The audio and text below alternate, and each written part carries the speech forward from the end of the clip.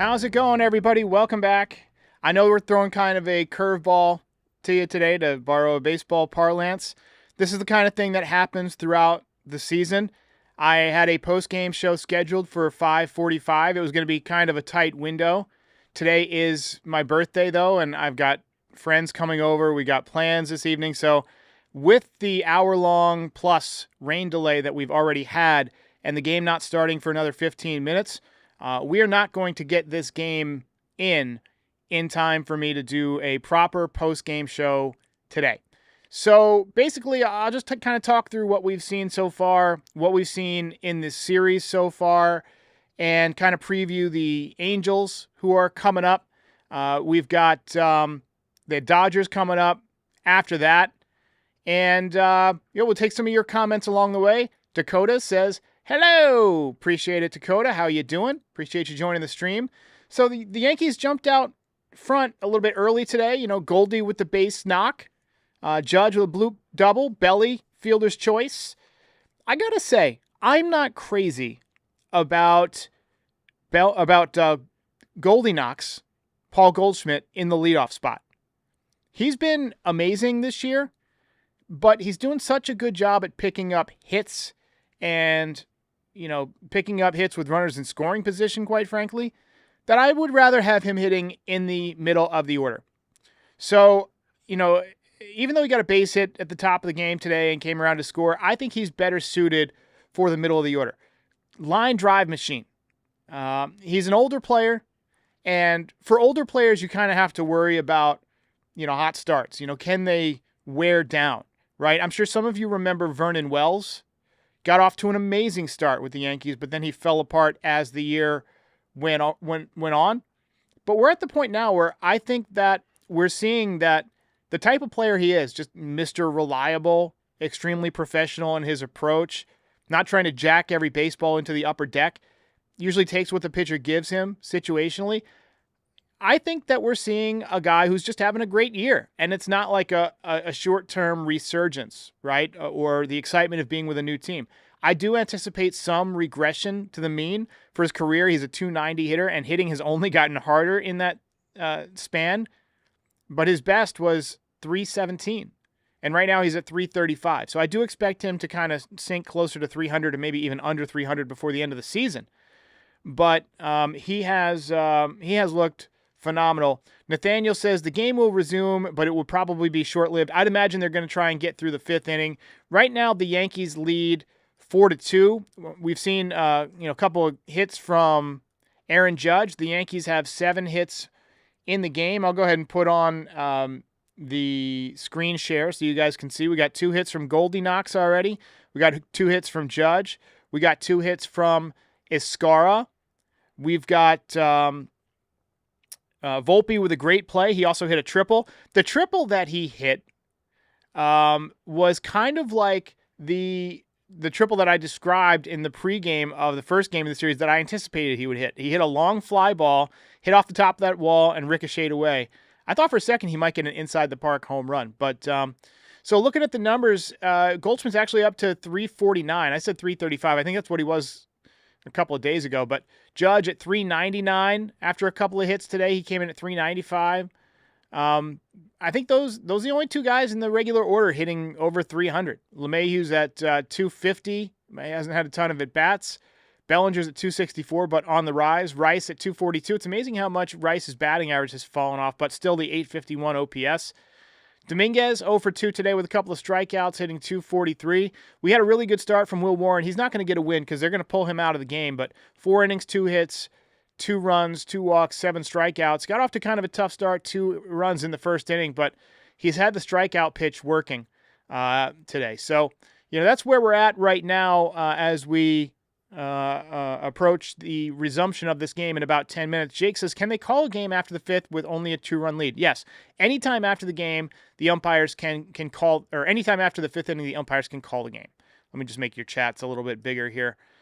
Anyway, Nathaniel says, would you put Weaver in the 5th? No, I don't think so. Maybe Loizaga.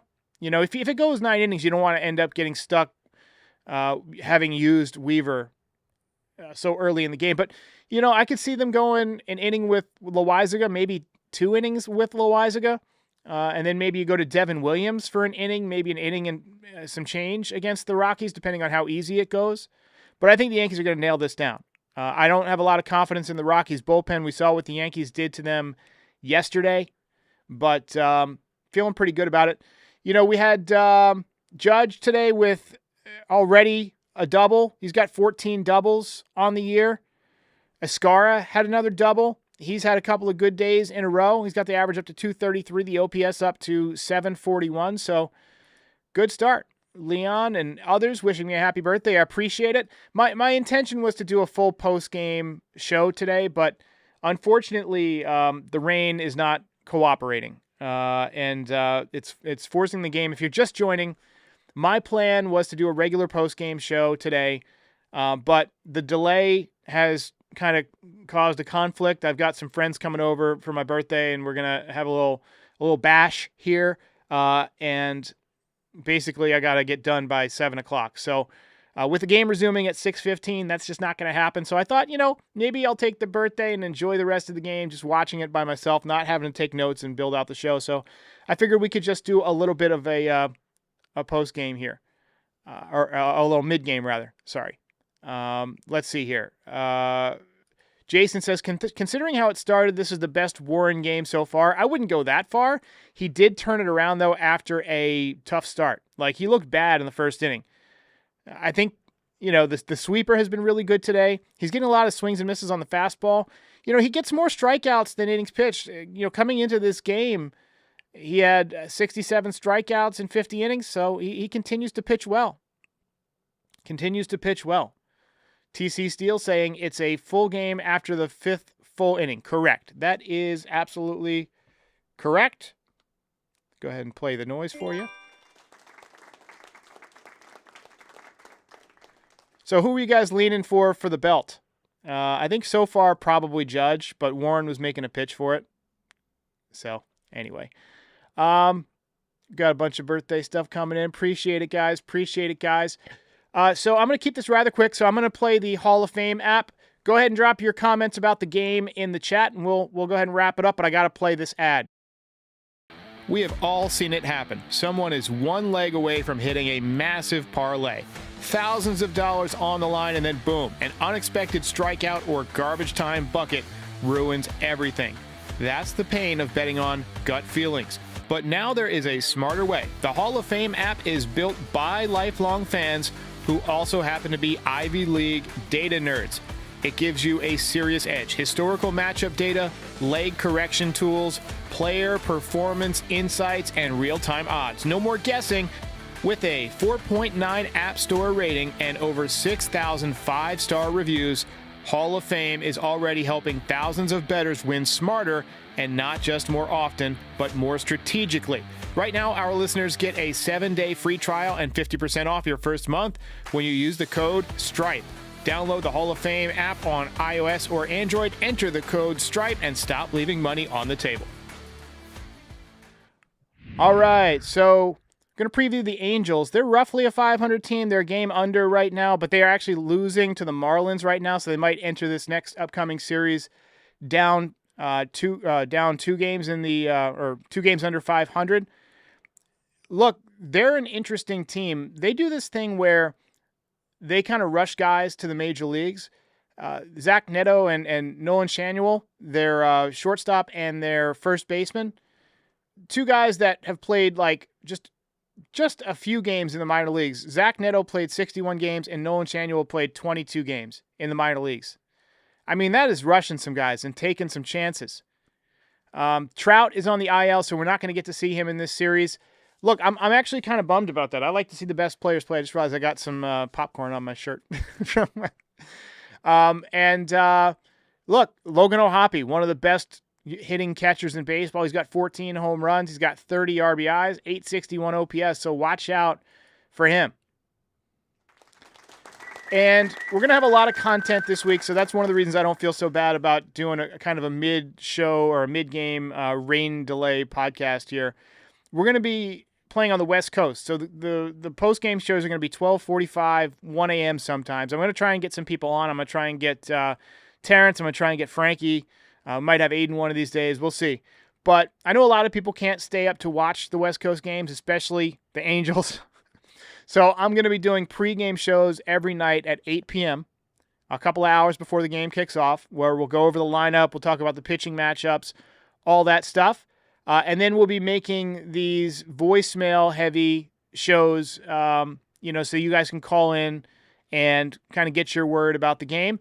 And then afterwards, we'll have the post-game shows. And then on Thursday, we're going to have a preview of the Dodgers series with Clint Pasillas of Dodgers Territory.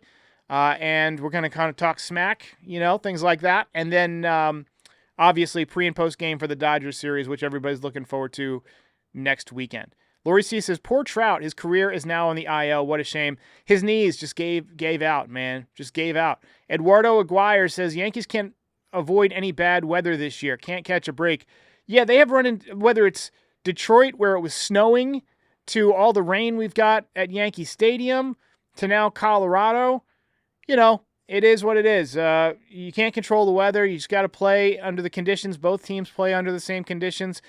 You hate it because it screws with, the health of the pitchers. You got guys starting, stopping, and all sorts of stuff. But hopefully they get through this game without further incident.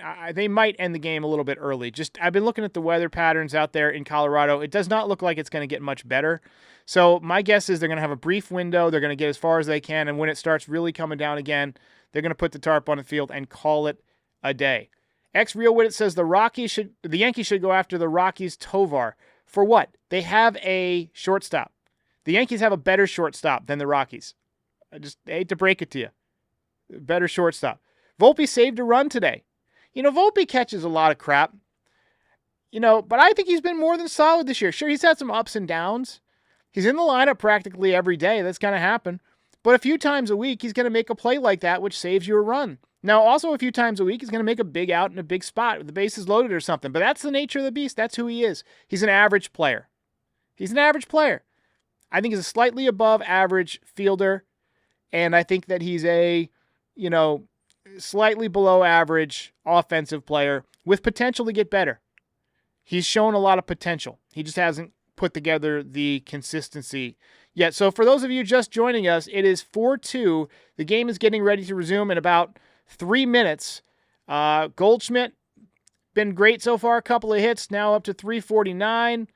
Judge, right at 399. Next base knock. If he gets a base hit in his next at bat, we'll put him up over 400 again. And Will Warren probably done. So we'll see how it shakes out. But I just wanted to touch base with you guys. We are obviously not going to be able to do a post game today, which is regrettable. But we'll be here before and after all the games this week. So tune in for that. And again, on Thursday, we'll be here for the Dodgers series preview. Again, sorry that I got to head out early. We got people coming over for the birthday bash, but I didn't want to leave you guys hanging without any content. So we'll see you after the game. Award the belt to whoever you think should get it in your own mind, and we'll see you next. Hey, while I've got you here, be sure to like the video and subscribe to the channel.